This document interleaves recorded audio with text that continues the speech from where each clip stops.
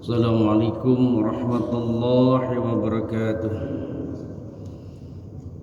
Alhamdulillahi rabbil alamin.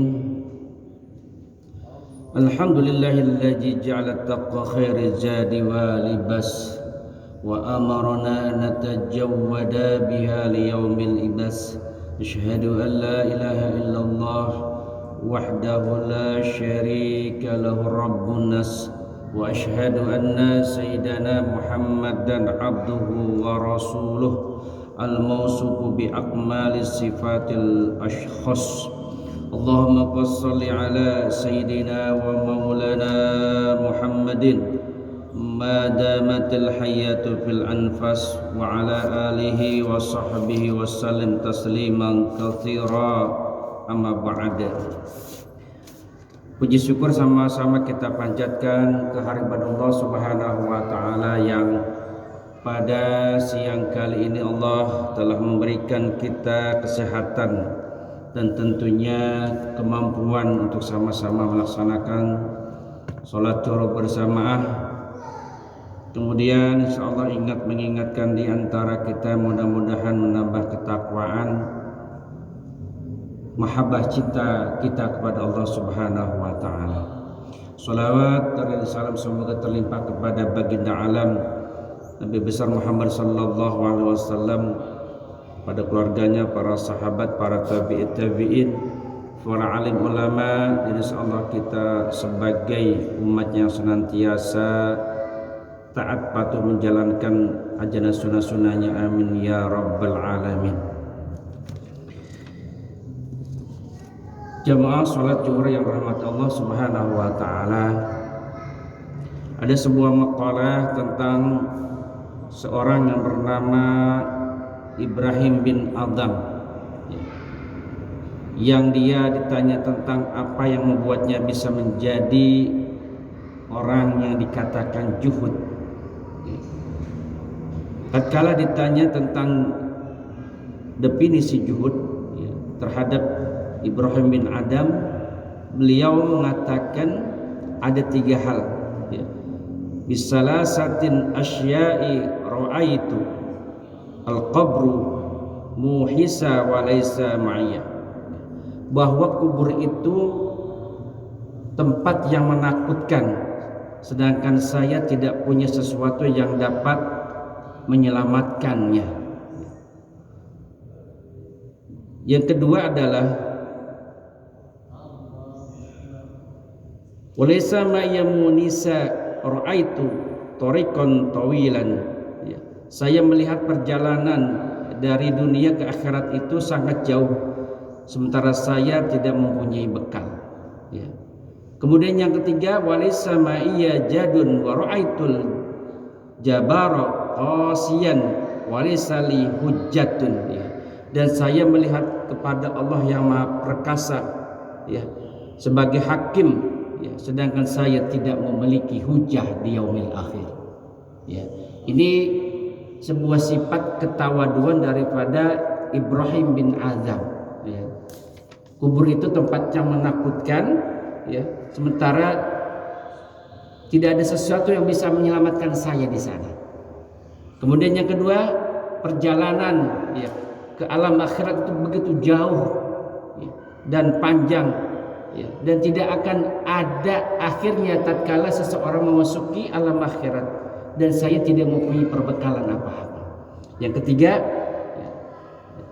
saya melihat kepada Allah Subhanahu wa taala tatkala Allah menanyakan nanti tentang pertanggungjawaban, pada saat saya hidup dunia saya tidak mempunyai hujah apa-apa. Ini seorang yang tawadu terhadap apa yang dia miliki. Sesungguhnya dia adalah seorang alim, Ibrahim bin Adham itu. Dia adalah seorang raja, yang meninggalkan kerajaannya, dan dia akhirnya menjadi orang yang sungguh-sungguh beribadah kepada Allah Subhanahu wa taala. Di dalam risalah Al-Qusyairiyah disebutkan bahwa ia adalah Abu Ishaq Ibrahim bin Mansur, putra seorang raja dari negeri Balkan. Ketika pada suatu hari dia pergi berburu ke hutan, dia menemukan seekor musang Saat ia sedang mengejarnya, tiba-tiba terdengar suara hatib.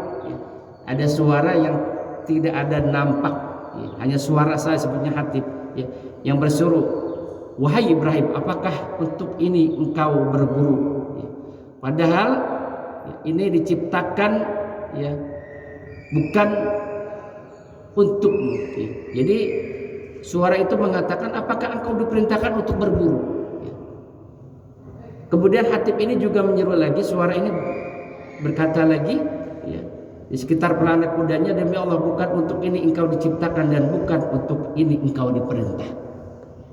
Lalu Ibrahim bin Adam ini turun dari kudanya, kemudian dia menemui seorang daripada pengembala milik ayahnya. Kemudian dia mengambil baju jubah milik pengembala itu yang terbuat dari bulu. Kemudian dia menyerahkan semua pakaian kelengkapannya, pakaian kerajaannya kepada si budak ini. Setelah itu dia masuk ke pedalaman, kemudian dia pergi ke kota Mekah dan dia berguru kepada seorang yang bernama Sufyan As-Tsauri. Jadi Ibrahim ini dia belajar kepada Sufyan As-Tsauri dan Fudail bin Iyad. Ini tadinya adalah dia seorang pembesar, seorang raja, tetapi tatkala dia menemukan sesuatu yang membuatnya dia menjadi merasa bahwa apa yang selama dimilikinya itu tidak apa-apa karena dia akhirnya mendapat sebuah petunjuk yang menjadi seorang alim, sehingga dia belajar terhadap Sufyan As-Tsauri dan Fudail bin Iyad.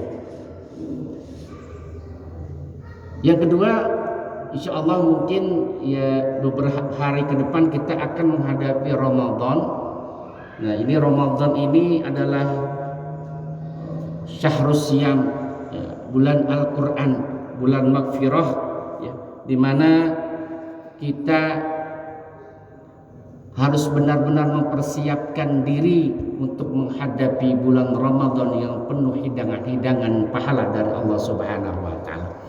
Makanya di akhir bulan Sa'ban ini ulama mengajarkan untuk kita banyak berdoa. Ada yang tahu apakah kita akan sampai di awal Ramadan, tidak ada yang tahu. Boleh jadi kita sudah punya persiapan tetapi maut menjemput.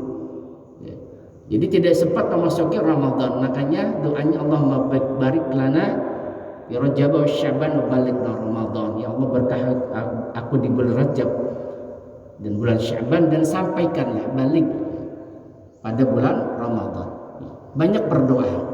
Kemudian banyak bertawasul kepada baginda Rasul. Banyak bersolawat. Karena bulan ini pada bulan daripada baginda Rasulullah SAW. Rajab syahrullah, Sya'ban syahrul, wa Ramadan syahri ummati. Jadi banyak kita bersolawat kepada baginda Rasulullah sallallahu alaihi wasallam di bulan Sya'ban ini. Nah, tentunya di bulan Ramadan ini perlu banyak persiapan juga. Selain zahir batin, ilmunya juga harus kita pahami dalam kita memasuki bulan Ramadan ini. Jadi jangan sampai nanti puasa kita hanya mendapatkan ilal ju'al atos, hanya lapar dan haus, Sehingga apa yang disampaikan baginda Rasul tentang talabul ilmi faridatun ala kulli muslimin wal muslimat, menuntut ilmu hukumnya fardhu ain bagi setiap muslim laki-laki maupun perempuan. Tapi ini tidak semuanya harus kita pelajari. Tidak semuanya, misalnya ilmu tafsir, ilmu hadis harus kita pelajari. Itu mungkin orang-orang yang sudah Allah pilih untuk bisa mencapai derajat-derajat seperti itu. Ada orang yang akhirnya dia alim, semua perangkat keilmuan dia semua pahami. Ilmu fikih, ilmu usuluddin, ilmu tafsir, ilmu hadis, usul fikih dan sebagainya dipelajari. Tapi di sini ada sebuah makalah dalam kitab Ta'limul Muta'alim dikatakan alimu bi annahu la yufradu ala kulli muslimin talabun kulli alim wa inma yufradu alai talabun alim al halikama. Afdhalul ilmi ilmul hal wa afdhalul amali hifdzul hal, ya. Bahwa tidak diharuskan bagi setiap muslim menuntut segala ilmu, ya tadi saya sampaikan, ya. Tetapi yang diharuskan adalah menuntut ilmu hal, ya. Sebagaimana dinyatakan ilmu paling utama adalah ilmu hal, ya. Dan perbuatan paling utama adalah memelihara daripada hal itu sendiri, ya. Artinya ya tatkala kita memasuki sholat, tatkala kita beribadah tentang sholat, maka kita harus tahu perangkat keilmuan-keilmuan yang harus kita pelajari tentang bab sholat. Kenapa? Agar sholatnya menjadi syah. Harus belajar tentang syarat sahnya sholat, ya, rukunnya sholat, batalnya sholat. Nah itu mau tidak mau harus kita pelajari. Ini yang dinamakan ilmu hal. Jadi wa yafradu 'ala muslimin talabun ma yaqa'u lahu fi hal fi ayyi halikan, ya. Orang muslim wajib mempelajari ilmu yang diperlukan untuk menghadapi, ya, kondisi dirinya apapun wujud daripada tugasnya itu, ya. Puasa, ya. Puasa itu juga harus mempunyai perangkat ilmu, ya. Rukun puasa apa? Niat dan menjauhkan daripada hal-hal yang membatalkan puasa, ya. Kemudian ada lagi mungkin hal-hal yang sifatnya membatalkan daripada pahala puasa itu sendiri, ya. Itu harus kita pahami, itu harus kita pelajari, ya. Misalnya menceritakan keburukan orang, kemudian namimah, ya, mengadu domba dan sebagainya, itu harus kita pelajari, ya.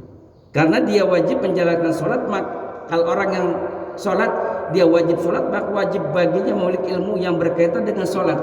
Dia melaksanakan puasa, dia juga wajib mengetahui tentang bagai hal yang berkaitan dengan puasa. Fa innahu la mudallahu minas sholah wa yuqradu alaihi ilmu ma yaqahu lahu fi sholah, ya, bi qadri ma yu'di fardhu sholah, ya. Kalau dia menjalankan sholat, maka wajib baginya memiliki ilmu yang berkaitan dengan sholat, ya. Gunanya adalah bagaimana dia melaksanakan sholat yang benar, yang sesuai dengan kaidah-kaidah daripada ilmu fikih. Wa yajibu alaihi yaqdari ma yu'addi bihi wajib li'anna ma yutawassalu bihi ilayya iqamatil fardi yakunu fardha.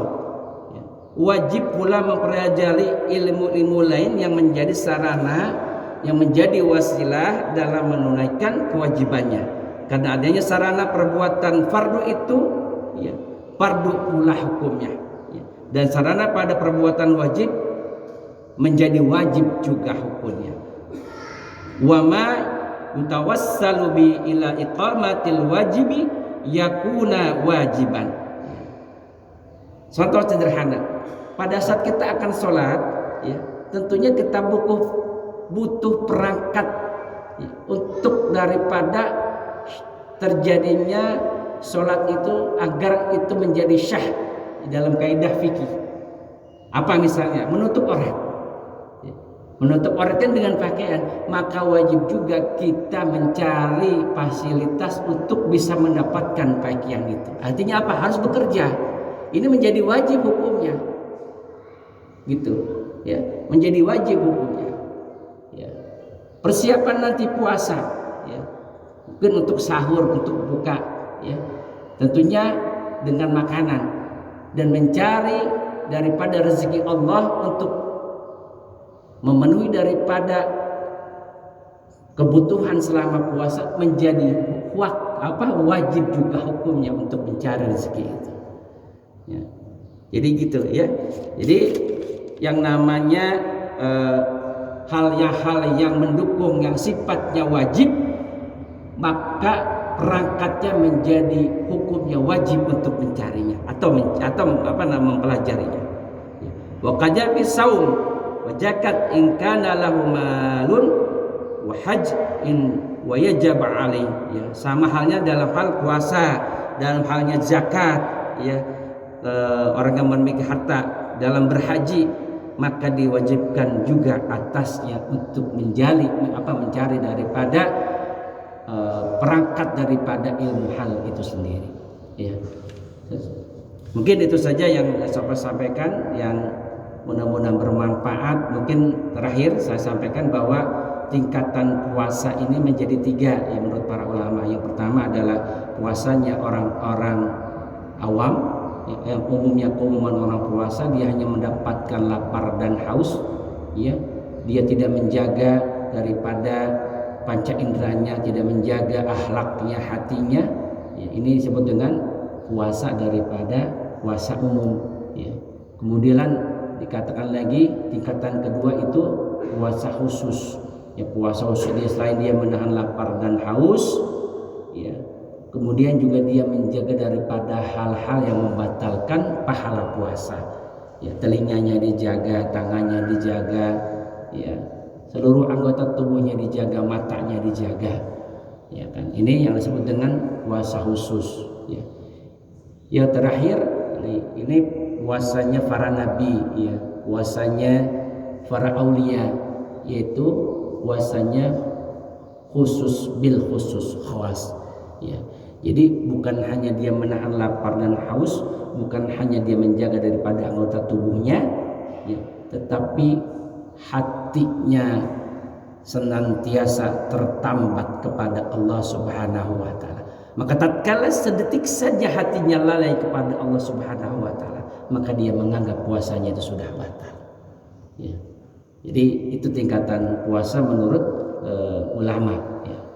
Dan mudah-mudahan Allah memberikan kita kesehatan dalam kita memasuki Ramadan, dan yang paling penting mudah-mudahan usia kita disampaikan pada awal Ramadan, ya, sampai di akhir Ramadan. Ya. Kalau setelah Ramadan diambil, ya alhamdulillah kan, kalau yang siap kan gitu. Jadi para ulama sebenarnya kalau pengen diambil itu setelah Ramadan, ya setelah Id gitu kan. Karena apa? Itu sebuah keberuntungan, ya. Karena tatkala Ramadan dia sungguh-sungguh beribadah, mencari ridha Allah Subhanahu wa taala, mencari maghfirah Allah Subhanahu wa taala. Mudah-mudahan doa kita ya sejak di bulan Rajab, Allahumma barik lana fi Rajab wa Sya'ban wa balighna Ramadan, mudah-mudahan dikabulkan oleh Allah Subhanahu wa taala. Sekian Waratul majlis, subhanallahumma wa bihamdika asyhadu an la ilaha illa anta astaghfiruka wa atubu ilaik. Assalamualaikum warahmatullahi wabarakatuh.